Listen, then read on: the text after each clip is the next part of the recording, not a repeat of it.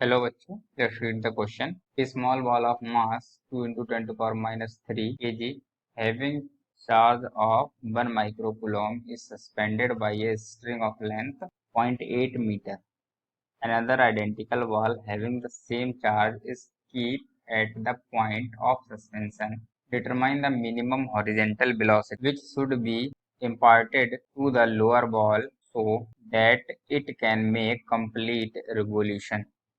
G is equal to 10 to power 10 into sorry G is equal to 10 metre per second square. Question में हमें ये दिया हुआ है कि एक बॉल है जिसका मास दिया हुआ है और उसका चार्ज भी हमें दिया हुआ है 1 माइक्रो कूलम है और उसको एक स्ट्रिंग से बांधा गया है जिसकी लेंथ है 0.8 मीटर और एक सेम दूसरी बॉल और है जो स्ट्रिंग के दूसरे सिरे पर रखी हुई है जो कि फिक्स। हमें डिटरमाइन ये करना है कि जो बॉल जिसका हमें मास दिया हुआ है उसको हम कितनी हॉरिजेंटल वेलोसिटी दें जिससे कि वो बॉल क्या है पूरा रिवोल्यूशन करे, यानी कि एक पूरा गोल चक्कर लगाए वर्टिकल डायरेक्शन में। ठीक है, यानी कि वर्टिकल सर्कुलर मोशन का क्वेश्चन है ये। तो हम सबसे पहले डिस्कस करते हैं की कॉन्सेप्ट हमारा वर्टिकल सर्कुलर मोशन से है और जिसमें हम क्या लगाने वाले हैं, एनर्जी कंजर्वेशन का लॉ। एनर्जी कंजर्वेशन हम इसमें लगाएंगे। क्वेश्चन को डायग्राम से समझ लेते हैं।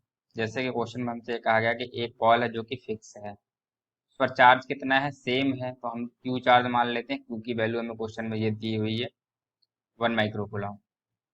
क्यू चार्ज है जो कि प्लस का है और एक बॉल और है जिसका चार्ज भी सेम है प्लस क्यू है और इसका मास भी हमें दिया है तो मास इसका m है। इन दोनों को क्या एक रस्सी से बांधा गया है, यानी कि स्ट्रिंग से बांधा गया है जिसकी लेंथ हमें दी हुई है 0.8, यानी कि हम इस क्वेश्चन में r अभी ले लेते हैं, r की वैल्यू बाद में पुट कर लेंगे। मान लेते हैं कि हमें ये r दिया हुआ है, कैपिटल R। अब इस पूछा ये गया है कि इस वाली बॉल को हम कितनी हॉरिजेंटल वेलोसिटी दें यहाँ पर कि यह क्या हो, इस तरह से गोल जब ये घूम के जाए इसके ऊपर तो ये इस तरह से पूरा एक गोल चक्कर बना ले, मतलब एक फुल रिवोल्यूशन करे। तो ये कब पॉसिबल होता है, जब ऊपर जाने के बाद बॉल, यानी कि जब ये वाली बॉल ऊपर आ जाएगी घूम के, तो यहाँ पर इसके अंदर कम से कम इतनी वेलोसिटी होनी चाहिए कि यहाँ पर जो टेंशन होगा स्ट्रिंग में उसकी वैल्यू जीरो हो सकती है, इससे कम नहीं हो सकती, मतलब कम से कम जीरो हो सकती है। इससे अगर कम हो जाएगी तो स्ट्रिंग क्या हो जाएगी, स्लैग हो जाएगी, ढीली हो जाएगी, घूम जाएगी बीच में से। मतलब ये अपनी इस पोजीशन से ना होकर कुछ नीचे से जाएगा और कुछ नीचे से अगर गया तो हमारा रिवोल्यूशन कंप्लीट नहीं माना जाएगा इस सर्कल का। ये वर्टिकल सर्कल का पूरा करने के लिए इसे कम से कम t is equal to zero यहाँ पर होना चाहिए इस कंडीशन पर। तो हम यही यूज करेंगे इस क्वेश्चन में। तो डायग्राम तो हमने बना लिया है। ये चार्ज क्या है, क्यू है, ये भी क्यू है, ये वाला चार्ज क्यू ही है।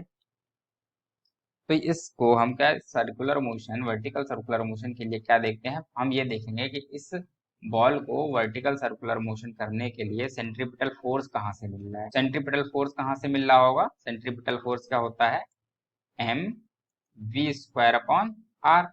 यही सेंट्रीपिटल फोर्स होता है किसी पॉइंट पर। तो अगर हम माने कि इस पॉइंट पर इसकी वेलोसिटी आगे हो जाती है v डैश, v डैश हो जाती है, यहाँ पर हमने माना v, तो ये वाला भी फाइंड करना है, ये हमने मान लिया है बस।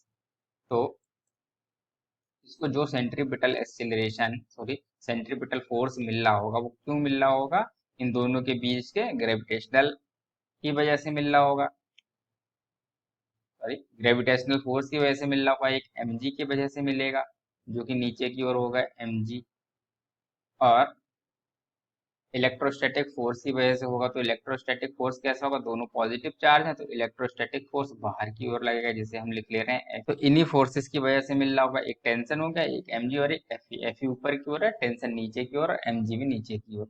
इन तीनों इन फोर्सेस का जो रिजल्टेंट होगा वही क्या हमको सेंट्रीपिटल फोर्स दे रहा होगा। तो हम लिख सकते हैं इसको कि सेंट्रीपिटल फोर्स किधर होगा, नीचे की डायरेक्शन में होगा।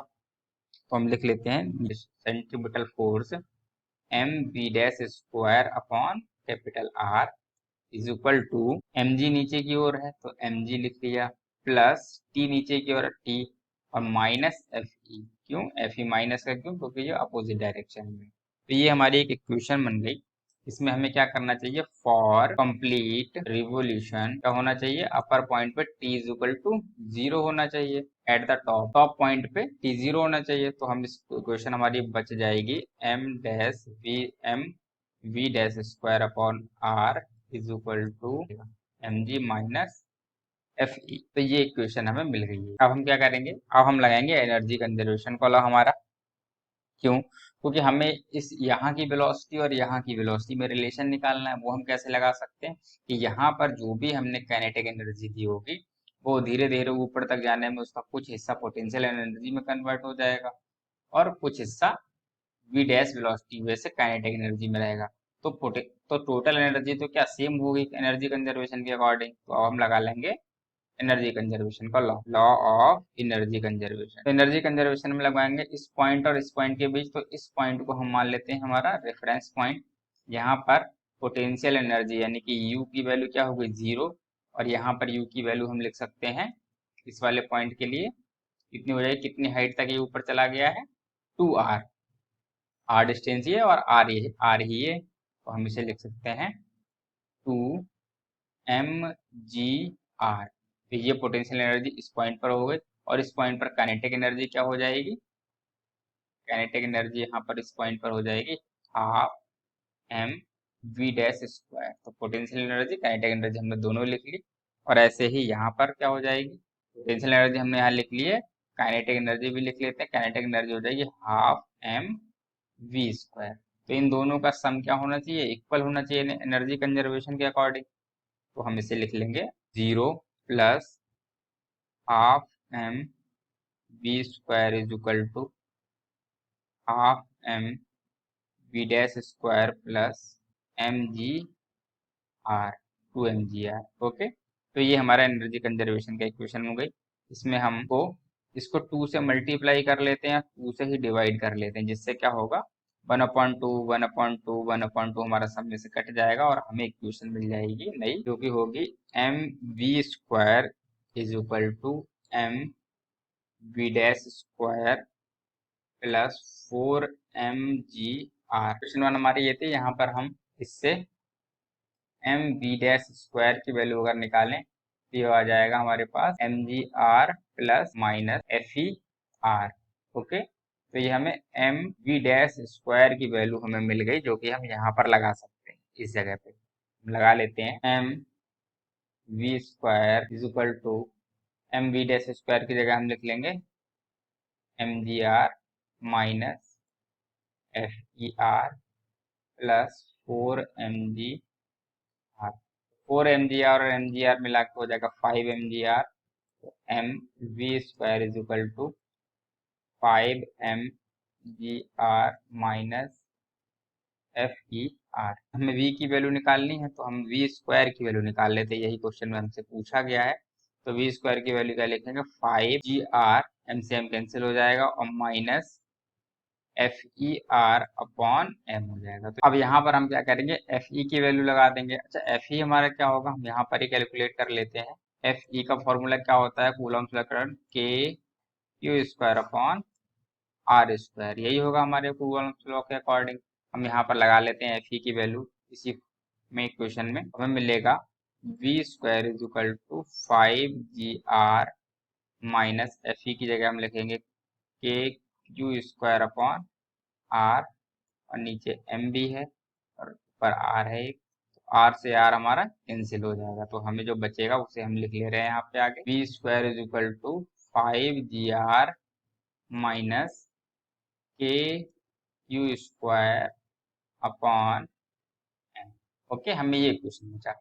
अब हम क्या करेंगे, पुट कर देंगे value, put all given values. Given values को पुट करेंगे तो हमें मिल जाएगा V square is equal to 5 into G की वैल्यू 10 इंटू आर की वैल्यू 0.8 हो गई माइनस के की वैल्यू होती है 9 इंटू 10⁻9 और क्यू की वैल्यू है 1 माइक्रो कूलॉम। तो कूलॉम में चेंज करेंगे पावर -6 हो जाएगी। इसका भी स्क्वायर अपॉन एम की वैल्यू हमें दी हुई है 2 इंटू 10⁻³ kg और यहाँ पर आर स्क्वायर होता है, सॉरी, तो आर स्क्वायर से सिर्फ आर की एक पावर कैंसिल होगी, आर एक रह जाएगा नीचे, यहाँ पर आर और रह जाएगा। तो इस आर की वैल्यू भी हम लगाएंगे 0.8 मीटर।